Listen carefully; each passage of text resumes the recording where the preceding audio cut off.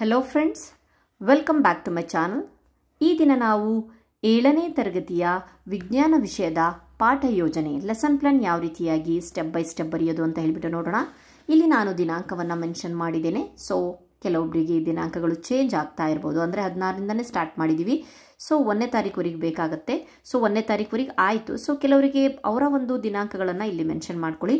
So ವಿಷಯ ವಿಜ್ಞಾನ ಪಾಠ ಯೋಜನೆ, ಇಲ್ಲಿ ನಾನು ಸಾಮರ್ಥ್ಯಗಳನ್ನು ಬರೆದಿದ್ದೀನಿ. ಸೊ ನೀವು ಇಲ್ಲಿ ಕೆಳಗಡೆ ಬರ್ಕೊಬೋದು. ಸಾಮರ್ಥ್ಯಗಳು, ಈ ಪಾಠದ ಸಾಮರ್ಥ್ಯಗಳು ಯಾವ್ಯಾವ್ದಿದೆಯಪ್ಪ ಅಂತ ಅಂದರೆ, ಸಸ್ಯಗಳಲ್ಲಿನ ಪೋಷಣಾ ವಿಧಾನಗಳ ಬಗ್ಗೆ ಅರಿಯುವುದು, ಸಸ್ಯಗಳಲ್ಲಿ ಆಹಾರ ತಯಾರಿಕೆಯ ಪ್ರಕ್ರಿಯೆ ದ್ಯುತಿ ಸಂಶ್ಲೇಷಣೆ ಬಗ್ಗೆ ತಿಳಿಯುವುದು, ಕೊಳೆತಿನಿಗಳ ಬಗ್ಗೆ ತಿಳಿಯುವರು, ಪೋಷಕಗಳು ಮಣ್ಣಿನಲ್ಲಿ ಹೇಗೆ ಪುನರ್ಬಳಕೆ ಒದಗುತ್ತವೆ ಅಂತ ಹೇಳಿಬಿಟ್ಟು ತಿಳಿಯೋದು. ಈ ಸಾಮರ್ಥ್ಯಗಳಿದೆ. ಸೊ ಇನ್ನೂ ಹೆಚ್ಚಿನ ಸಾಮರ್ಥ್ಯಗಳನ್ನು ಪಟ್ಟಿ ಮಾಡ್ಕೊಬೋದು. ಘಟಕದ ಹೆಸರು ಸಸ್ಯಗಳಲ್ಲಿ ಪೋಷಣೆ ಅಂತ ಇಲ್ಲಿ ಬರೆದಿದ್ದೀನಿ.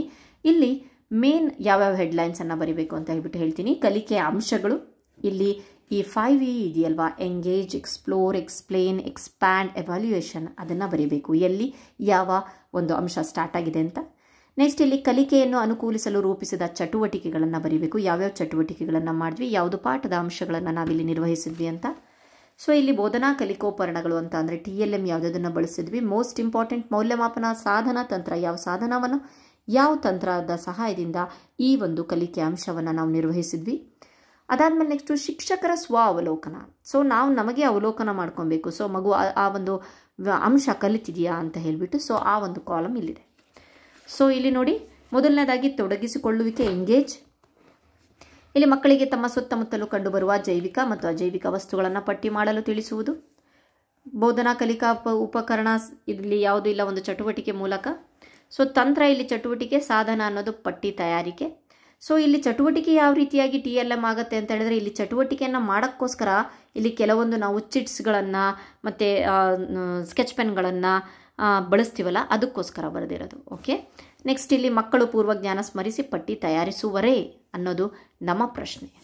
ಶಿಕ್ಷಕರು ನಾವು ಅದನ್ನು ಅವಲೋಕಿಸ್ಕೊಳ್ಬೇಕು. ಓಕೆ. ನೆಕ್ಸ್ಟು ಪತ್ತೆ ಹಚ್ಚುವಿಕೆ. ಸಸ್ಯಗಳು ಬೆಳೆಯಲು ಅಗತ್ಯವಾದ ಜೈವಿಕ ಅಂಶಗಳ ಬಗ್ಗೆ ಗುಂಪಿನಲ್ಲಿ ಚರ್ಚಿಸಿ ತಿಳಿಸೋದು. ಇಲ್ಲೂ ಒಂದು ಚಿಕ್ಕ ಚಟುವಟಿಕೆಗಳ ಮೂಲಕ ಮಾಡಬಹುದಿದು. ತಂತ್ರ, ಚಟುವಟಿಕೆ, ಸಾಧನ, ಗುಂಪು ಚರ್ಚೆ. ವಿಷಯಕ್ಕೆ ಪೂರಕವಾಗಿ ಚರ್ಚಿಸಿದ್ರೆ ಗುಂಪು ಚರ್ಚೆಗೆ ಅವರಿಗೆ ಏನೇನು ಬೇಕು ಆ ಎಲ್ಲ ಐಟಮ್ಸನ್ನು ನಾವು ಒದಗಿಸಬೇಕು. ಸೊ ಆ ಒಂದು TLMಗಳು ಇಲ್ಲಿ ಮೆನ್ಷನ್ ಆಗುತ್ತೆ. ಸೊ ನೆಕ್ಸ್ಟ್ ಬಂದುಬಿಟ್ಟು ವಿವರಣೆ, the most important part of the lesson plan ಅನ್ಬೋದು. ಎಕ್ಸ್ಪ್ಲನೇಷನು. ಒಂದು ಜೀವಿ ಆಹಾರ ಪಡೆಯುವ ಮತ್ತು ದೇಹದಲ್ಲಿ ಅದನ್ನು ಬಳಸಿಕೊಳ್ಳುವ ವಿಧಾನ ಪೋಷಣೆ ಅಂತೀವಿ ಅಂತ ತಿಳಿಸಿದ ಸಸ್ಯಗಳಲ್ಲಿನ ಪೋಷಣ ವಿಧಾನಗಳಾದ ಸ್ವಪೋಷಣೆ ಬಗ್ಗೆ ಪರಪೋಷಣೆ ವಿಧಾನಗಳೊಂದಿಗೆ ಉದಾಹರಣೆಗಳೊಂದಿಗೆ ವಿವರಿಸ್ತೀವಿ. ಸೊ ಅದಕ್ಕೋಸ್ಕರ ನಾವು ಕೆಲವೊಂದು ಸಸ್ಯಗಳನ್ನು ತಂದು ತೋರಿಸಬಹುದು. ಸೊ ತಂತ್ರ ಬಂದುಬಿಟ್ಟು ವಿವರಣೆ, ಸಾಧನ, ಉದಾಹರಣೆಗಳು. ಸಸ್ಯಗಳಲ್ಲಿನ ಪೋಷಣಾ ವಿಧಾನಗಳನ್ನು ತಿಳಿಯುವರೆ. ಅದಾದಮೇಲೆ ನೆಕ್ಸ್ಟ್ ದ್ಯುತಿ ಸಂಶ್ಲೇಷಣೆ ಕ್ರಿಯೆಯನ್ನು ಎಕ್ಸ್ಪ್ಲೇನ್ ಮಾಡಬೇಕಾಗತ್ತೆ. ಸಸ್ಯಗಳ ಆಹಾರದಲ್ಲಿರುವ ಒಂದು ಆಹಾರ ತಯಾರಿಸುವ ಪ್ರಕ್ರಿಯೆಯಾದ ದ್ಯುತಿ ಸಂಶ್ಲೇಷಣೆ ಬಗ್ಗೆ ವಿವರಿಸುತ್ತಾ ದ್ಯುತಿ ಸಂಶ್ಲೇಷಣೆ ಕ್ರಿಯೆ ಅಗತ್ಯವಾದ ಕ್ಲೋರೋಫಿಲ್, ಸೂರ್ಯನ ಬೆಳಕು ಮತ್ತು ನೀರಿನ ಮಹತ್ವವನ್ನು ತಿಳಿಸುವುದು ಅಂತ ಹೇಳಿಬಿಟ್ಟು ಕೊಟ್ಟಿದ್ದಾರೆ. ಇಲ್ಲಿ ಒಂದು ಶಾರ್ಟ್ ಆಗಿ ಏನು ಟೆಕ್ಸ್ಟ್ ಬುಕ್ ಕೆಲವೊಂದು ಚಿತ್ರ ಇದೆಯೋ ಅದೇ ಚಿತ್ರವನ್ನು ನಾನು ಇಲ್ಲಿ ಬಿಡಿಸಿದ್ದೀನಿ. ಸೊ ಈ ಚಿತ್ರವನ್ನು ನಾನು ಯಾಕೆ ಬಿಡಿಸಿದ್ದೀನಿ ಅಂತ ನೀವು ಅನ್ಕೊಬೋದು, ಒಂದು ವಿಡಿಯೋ ಮಾಡೋಕ್ಕೋಸ್ಕರ ನಾನು ಲೆಸನ್ ಪ್ಲಾನಲ್ಲಿ ಚಿತ್ರ ಬಿಡಿಸಿದ್ದೀನಿ ಅಂತ. ಡೆಫಿನೆಟ್ಲಿ ನಾಟ್ ಫ್ರೆಂಡ್ಸ್, ಹಾಗಿಲ್ಲ. ನಾನು ಇಲ್ಲಿಯವರೆಗೆ ಎಷ್ಟು ಲೆಸನ್ ಪ್ಲಾನ್ಗಳನ್ನು ಬರೆದಿದ್ದೀನಿ, ಎಲ್ಲ ಲೆಸನ್ ಪ್ಲಾನ್ಗಳಿಗೆ ಎಲ್ಲೆಲ್ಲಿ ನೀಡೆಡ್ ಇದೆಯೋ ಚಿತ್ರಗಳು ಅಲ್ಲಲ್ಲಿ ನಾನು ಚಿತ್ರಗಳನ್ನು ಬಿಡಿಸಿದ್ದೀನಿ. ಸೊ ಆ ಚಿತ್ರಗಳನ್ನ ಬಿಡಿಸೋದ್ರಿಂದ ನನಗೆ ಏನಪ್ಪ ಹೆಲ್ಪ್ ಆಗುತ್ತೆ ಅಂತ ಹೇಳಿಬಿಟ್ಟು, ನಾನು ಪಾಠ ಮಾಡ್ತಾ ಇರುವಾಗ ಇಲ್ಲಿ ನಾನು ಬಿಡಿಸಿರ್ತೀನಲ್ಲ, ಅಲ್ಲಿ ಆ ಚಿತ್ರವನ್ನು ನೋಡಿದೆ ಅಂದರೆ ಮಕ್ಕಳು ಮುಂದೆ ಟೆಕ್ಸ್ಟ್ ಬುಕ್ ತೆಗೆಯೋದು ನಾನು ಅಷ್ಟೊಂದು ತೆಗೆಯೋದಿಲ್ಲ. ವಿಜ್ಞಾನ ಪಾಠ ಮಾಡ್ತಿರುವಾಗ ಮುಂಚೆನೇ ನಾನು ಪ್ರಿಪೇರ್ ಆಗಿ ಹೋಗಿರ್ತೀನಿ. ಸೊ ಆನ್ ದಟ್ ಟೈಮ್ ಆ ಚಿತ್ರನೂ ಸಹ ನೋಡೋಕ್ಕೂ ಸಹ ನಾನಲ್ಲಿ ಇದು ಮಾಡೋದಿಲ್ಲ. ಸೊ ಇಲ್ಲಿ ಬಿಡಿಸಿ ಒಂದ್ಸಲಿ ಪ್ರಾಕ್ಟೀಸ್ ಆಗಿರುತ್ತೆ. ಸೊ ಅದನ್ನೇ ನಾನು ಬ್ಲ್ಯಾಕ್ ಬೋರ್ಡ್ ಮೇಲೆ ಒಂದ್ಸಲಿ ಬಿಡಿಸಿ ಸೊ ದ್ಯುತಿ ಸಂಶ್ಲೇಷಣೆ ಕ್ರಿಯೆಯನ್ನು ನಾನು ಎಕ್ಸ್ಪ್ಲೇನ್ ಮಾಡ್ತೀನಿ. ಇದು ನನಗೆ ಹೆಲ್ಪ್ಫುಲ್ ಆಗುತ್ತೆ. ಹಾಗಾಗಿಬಿಟ್ಟು ನಾನು ಒಂದ್ಸಲಿ ಇಲ್ಲಿ ಬಿಡಿಸ್ಕೊಂಡ್ರೆ ಸುಮ್ಮನೆ ರಫಾಗಿ ಎಲ್ಲೋ ಬಿಡಿಸೋಂತ ನನ್ನ ಲೆಸನ್ ಪ್ಲಾನಲ್ಲಿ ನಾನು ಬಿಡಿಸ್ಕೊಂಡ್ರೆ ಒಳ್ಳೇದಲ್ವಾ. ಸೊ ಇಲ್ಲಿ TLMಗಳು ಚಿತ್ರಪಟ, ಕುಂಡದಲ್ಲಿನ ಸಸ್ಯಗಳು. ಸೊ ಅದೇ ರೀತಿಯಲ್ಲಿ ಪ್ಲೇಸ್ ಇಲ್ಲ ಅಂತ ಪಕ್ಕ ಬಿಡಿಸಿದ್ದೀನಿ. ಪತ್ರರಂಧ್ರದ್ದು ಸಹ, ಇದನ್ನು ಸಹ ನಾನು ಇಲ್ಲೇ ಬಿಡಿಸಿದ್ದೀನಿ. ಸೊ ಇದು ಒಂಥರ ಪ್ರಾಕ್ಟೀಸ್ ಆಗತ್ತೆ ಅಂತ ಹೇಳಿಬಿಟ್ಟು. ಸೊ ಇಲ್ಲಿ ದ್ಯುತಿ ಸಂಶ್ಲೇಷಣೆ ಕ್ರಿಯೆಯ ಬಗ್ಗೆ ಕೊಳ್ಳುವರೇ ಹೌದು ಇಲ್ಲ ಅದು ನಮಗೆ ಗೊತ್ತಿಲ್ಲ. ಓಕೆ. ನೆಕ್ಸ್ಟ್ ಬಂದುಬಿಟ್ಟು ಇನ್ನು ನೆಕ್ಸ್ಟು ಸಸ್ಯಗಳಲ್ಲಿ ಇತರ ಪೋಷಣ ವಿಧಾನಗಳ ಬಗ್ಗೆ ಹೇಳ್ತೀವಿ. ಪರಪೋಷಿತ ವಿಧಾನ ಆಗಿರ್ಬೋದು, ಪರಾವಲಂಬಿಗಳಾಗಿರ್ಬೋದು, ಕೊಳೆತಿನಿಗಳು, ಕೀಟಹಾರಿ ಸಸ್ಯಗಳ ಕುರಿತು ಚಿತ್ರಗಳೊಂದಿಗೆ ವಿವರಿಸ್ತೀವಿ. ಸೊ ಇಲ್ಲಿ ಹೆಚ್ಚಿನದಾಗಿ ಸುಮ್ಮನೆ ಹಾಗೆ ಹೇಳೋದ್ರಿಂದ ನಾನು ಮೊಬೈಲ್ನಲ್ಲಿರುವಂಥ ವೀಡಿಯೋಸ್ಗಳನ್ನು ತೋರಿಸ್ತೀನಿ, ಯಾವ ರೀತಿಯಾಗಿ ಈ ಒಂದು ಕೀಟಹಾರಿ ಸಸ್ಯಗಳು ಯಾವ ರೀತಿಯಾಗಿ ಇರುತ್ತೆ, ಯಾವ ರೀತಿಯಾಗಿ ಕೆಲಸ ಮಾಡುತ್ತೆ ಅಂತ ಹೇಳಿಬಿಟ್ಟು. ನೆಕ್ಸ್ಟು ಚಿತ್ರಪಟಗಳು, ವೀಡಿಯೋಸ್ಗಳನ್ನೆಲ್ಲ ಮೊಬೈಲ್ ಒಂದು ಬಳಕೆ ಮಾಡಿಬಿಟ್ಟು ನಾನು ಅವರಿಗೆ ಎಕ್ಸ್ಪ್ಲೇನ್ ಮಾಡ್ತೀನಿ. ಸೊ ತಂತ್ರ, ವಿವರಣೆ, ಸಾಧನ, ಉದಾಹರಣೆಗಳು. ಸೊ ಇಲ್ಲಿ ಮಣ್ಣಿನಲ್ಲಿ ಪೋಷಕಗಳ ಮರುಬಳಕೆಯ ಬಗ್ಗೆ ತಿಳಿಯುವರೆ. ಸೊ ನೆಕ್ಸ್ಟ್, ಮಣ್ಣಿನಲ್ಲಿ ಪೋಷಕಗಳ ಪುನರ್ಬಳಕೆಯಲ್ಲಿ ಹೈಡ್ರೋಜನ್, ಫಾಸ್ಫರಸ್ ಇತ್ಯಾದಿ ಸಸ್ಯ ಪೋಷಕಗಳು ರಸಗೊಬ್ಬರ ಮತ್ತು ಗೊಬ್ಬರಗಳಲ್ಲಿ ಇರುತ್ತವೆ ಅನ್ನೋದನ್ನು ಹೇಳ್ತೀವಿ. ರೈಸೋಬಿಯಂ ಎಂಬ ಬ್ಯಾಕ್ಟೀರಿಯಾ ವಾತಾವರಣದ ನೈಟ್ರೋಜನನ್ನು ಹೀರಿಕೊಂಡು ಕರಗಬಲ್ಲ ರೂಪಕ್ಕೆ ಪರಿವರ್ತಿಸಬಲ್ಲದು ಎಂದು ತಿಳಿಸಿ ಪೋಷಕಗಳ ಪುನರ್ಬಳಕೆಯ ಕುರಿತು ವಿವರಿಸ್ತೀವಿ. ಸೊ ಇದಕ್ಕೆ ಚಿತ್ರಪಟ ಮತ್ತು ರೈಸೋಬಿಯಂ ಯಾವ ರೀತಿಯಾಗಿ ವರ್ಕ್ ಆಗುತ್ತೆ ಅನ್ನೋದಕ್ಕೆ ಒಂದು ವಿಡಿಯೋ ಸಹ ನಾನು ಯೂಟ್ಯೂಬಿಂದ ತೋರಿಸ್ತೀನಿ. ಸೊ ತಂತ್ರ, ವಿವರಣೆ, ಸಾಧನೆ, ಉದಾಹರಣೆಗಳು. ಮಣ್ಣಿನಲ್ಲಿ ಪೋಷಕಗಳ ಮರುಬಳಕೆಯ ಬಗ್ಗೆ ತಿಳಿಯುವರೆ ಅಂತ ಹೇಳಿಬಿಟ್ಟು ಪ್ರಶ್ನೆ ಇದೆ. ಸೊ ಅವಲೋಕನದಲ್ಲಿ ಬರುತ್ತೆ. ನೆಕ್ಸ್ಟು ವಿಷಯದ ವಿಸ್ತರಣೆ, ಎಕ್ಸ್ಪ್ಯಾಂಡ್. ಮಕ್ಕಳಿಗೆ ದ್ಯುತಿ ಸಂಶ್ಲೇಷಣೆ ಬಗ್ಗೆ ಒಂದು ಟಿಪ್ಪಣಿ ಬರೆಯೋಕ್ಕೆ ಹೇಳೋದು, ಲಘು ಟಿಪ್ಪಣಿ. ಅದನ್ನು ಸಹ ಒಂದು ಚಟುವಟಿಕೆ, ಅದಕ್ಕೆ ಒಂದು ವೈಟ್ ಶೀಟ್ಸ್ಗಳು ಬೇಕು ಅಂತಂದರೆ ಪ್ರೊವೈಡ್ ಮಾಡೋದು. ತಂತ್ರ, ಚಟುವಟಿಕೆ, ಸಾಧನ, ಟಿಪ್ಪಣಿ ಬರೆಯೋದು. ವಿಷಯ ಸಂಗ್ರಹಿಸಿ ಲಘು ಟಿಪ್ಪಣಿ ಬರೆಯುವರೆ ಅನ್ನೋದಿರಬೇಕಾಗಿತ್ತು. So next last step is ಮೌಲ್ಯಮಾಪನ, ಎವಾಲ್ಯೂಯೇಷನ್, ವೆರಿ ಇಂಪಾರ್ಟೆಂಟ್. ಪಠ್ಯಪುಸ್ತಕದ ಪ್ರಶ್ನೆಗಳು ಮತ್ತು ಚಟುವಟಿಕೆಗಳನ್ನು ಮಾಡಿಸಿ ಕಪ್ಪು ಹಲಗೆಯ ಮೇಲೆ ಮಕ್ಕಳಿಂದ ಮಾಡಿಸುವುದು ಮತ್ತು ಮಾರ್ಗದರ್ಶಿಸುವುದು ಪಠ್ಯಪುಸ್ತಕ. ತಂತ್ರ, ಮೌಲ್ಯಮಾಪನ, ಸಾಧನ, ಪಠ್ಯಪುಸ್ತಕ. ಎಲ್ಲ ಪ್ರಶ್ನೆಗಳಿಗೆ ಸರಿಯಾದ ಉತ್ತರಗಳನ್ನು ನೀಡುವರೆ. ಸೊ ಇನ್ನು ನಾವು ಎನ್ಲಾರ್ಜ್ ಮಾಡಿಬಿಟ್ಟು ಈ ಒಂದು ಲೆಸನ್ ಪ್ಲಾನನ್ನು ಬರೀಬಹುದು. ಸೊ ಕೆಲವೊಬ್ಬರು ಲೆಸನ್ ಪ್ಲಾನ್ಗಳನ್ನು ಡೇ ವೈಸೇ ಬರೀತಾರೆ. ಸೊ ಅಷ್ಟು ಡೇ ವೈಸ್ ಬರೆಯುವಷ್ಟು,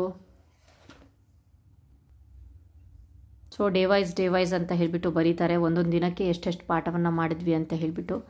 ಅದು ಮುಂಚೆ ಎಲ್ಲ ಆ ರೀತಿಯೇ ಬರಿತಾ ಇದ್ವಿ. ಬಟ್ ಈಗ ಬಹಳಷ್ಟು ರೆಕಾರ್ಡ್ಸ್ಗಳಾಗಿರೋದ್ರಿಂದ, ಅದು ಬೇರೆ FLN ಆಗಿರೋದ್ರಿಂದ, ಸೊ ಅದರ ಒಂದು ರೆಕಾರ್ಡ್ಸ್ಗಳನ್ನು ಮೇಂಟೈನ್ ಮಾಡೋದ್ರಿಂದ ಸೊ ಒಂದು ಸಿಂಪಲ್ ಆಗಿ ಒಂದು ಈಸಿ ಆದಂಥ ಒಂದು ಲೆಸನ್ ಪ್ಲ್ಯಾನನ್ನು ನಾವು ರೆಡಿ ಮಾಡ್ಕೊಂಡಿದ್ದೀವಿ. ಸಹ ಐ ಹೋಪ್ ನಿಮಗೆ ಈ ಒಂದು ಲೆಸನ್ ಪ್ಲ್ಯಾನ್ ಅರ್ಥ ಆಗಿದೆ ಅಥವಾ ಇಷ್ಟ ಆಗಿದೆ ಅಂದ್ಕೊಂಡಿರ್ತೀನಿ. ಸೊ ಅದಾದಮೇಲೆ ನೆಕ್ಸ್ಟು ಬರುತ್ತೆ ನಾನು ಈ ಒಂದು ಗಣಿತಕ್ಕೆ ಸಂಬಂಧಪಟ್ಟಂತಹ ಪೂರ್ಣಾಂಕಗಳು ಪಾಠದ ಲೆಸನ್ ಪ್ಲ್ಯಾನ್. ಸೊ ಅದನ್ನು ಹಾಗೆ ಸ್ಕ್ರೋಲ್ ಮಾಡ್ತೀನಿ. ಇಲ್ಲೂ ಹಾಗೆ ಸಾಮರ್ಥ್ಯಗಳು ಬರೆದಿದ್ದೀನಿ. ಸೊ ಇಲ್ಲೂ ಅಷ್ಟೇ ಅದೇ ರೀತಿ ಸೇಮು ಏನು ವಿಜ್ಞಾನದಲ್ಲಿ ಬರೆದಿದ್ವಲ್ಲ ಅದೇ ರೀತಿ ಪತ್ತೆ ಹಚ್ಚುವಿಕೆಯಲ್ಲಿ ಪ್ರಶ್ನೆಗಳು, ಸ್ಮಾಲ್ ಚಿಟ್ಸು, ಅವು ತಂತ್ರಗಳು. ಸೊ ನೆಕ್ಸ್ಟ್ ಇಲ್ಲಿ ವಿವರಣೆ, ಸಂಖ್ಯಾರೇಖೆ TLM ಇದೆ, ತಂತ್ರ ಬಂದುಬಿಟ್ಟು ವಿವರಣೆ, ಉದಾಹರಣೆಗಳು. ಸೊ ಅದಾದಮೇಲೆ ನೋಡಬಹುದು ನೀವು ಪೂರ್ಣಾಂಕಗಳ ಸಂಕಲನ ಮತ್ತು ವ್ಯವಕಲನದ ಗುಣಗಳಲ್ಲಿ. ಸೊ ನಾವು ಏನನ್ನು ಕಲಿಸ್ತೀವಿ ಅಂತ ಹೇಳಿಬಿಟ್ಟು ಲೈಟಾಗಿ ಬರೆದಿದ್ದೀನಿ.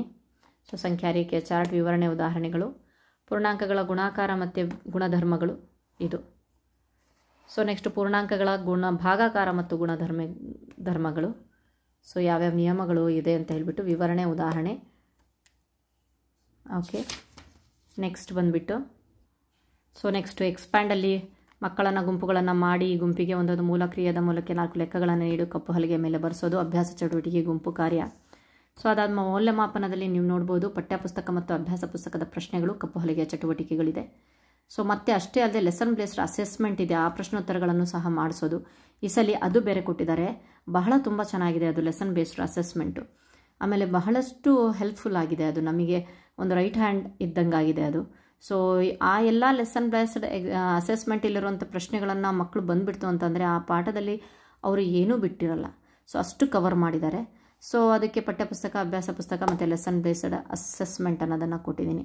ಸೊ ಇತ್ತೀಚೆಗೆ ಒಬ್ಬರು ಬಂದುಬಿಟ್ಟು ಅಂದರೆ DYPC ಸರ್ ಅವರು ಬಂದುಬಿಟ್ಟು ನನ್ನ ಒಂದು ರೆಕಾರ್ಡ್ಸ್ ನೋಡಿ, ನಿರ್ವಹಣೆ ತೃಪ್ತಿಕರ ಇದೆ, ಇದೇ ರೀತಿ ಕಾಪಾಡಿಕೊಂಡು ಹೋಗಿ ಅಂತ ಹೇಳಿಬಿಟ್ಟು ಬರೆದಿದ್ದಾರೆ. ಬಹಳ ಖುಷಿಯಾಯಿತು, ಬಹಳಷ್ಟು ಒಂದು ಅಪ್ರಿಸಿಯೇಷನ್ ಸಿಕ್ತು. Thank you friends, once again thank you so much. ಮತ್ತು ಪ್ಲೀಸ್ ನಮ್ಮ ಚಾನಲನ್ನು ಸಬ್ಸ್ಕ್ರೈಬ್ ಮಾಡಿಲ್ಲ ಅಂತ ಅಂದರೆ ಪ್ಲೀಸ್ ಲೈಕ್ ಮಾಡಿ, ಸಬ್ಸ್ಕ್ರೈಬ್ ಮಾಡಿ, ಕಮೆಂಟ್ ಮಾಡಿ. ನನ್ನ ವೀಡಿಯೋಸ್ಗಳು ನಿಮಗೆ ಇಷ್ಟ ಆದರೆ ಪ್ಲೀಸ್ ಒಂದು ಚಿಕ್ಕ ಕಮೆಂಟ್ ಮಾಡಿ. ಇದು ನನಗೆ ಮುಂದಿನ ಒಂದು ವೀಡಿಯೋಸ್ ಮಾಡೋಕ್ಕೆ ಪ್ರೋತ್ಸಾಹ ಸಿಗುತ್ತೆ. ನೆಕ್ಸ್ಟ್ ಮತ್ತೆ ಯಾವ್ಯಾವ ಪಾಠಗಳನ್ನು ಮಾಡ್ತೀನೋ ಅದರ ಲೆಸನ್ ಪ್ಲಾನ್ಗಳನ್ನು ಬರಿತಾ ಹೋಗ್ತೀನಿ. ಧನ್ಯವಾದಗಳು ಫ್ರೆಂಡ್ಸ್.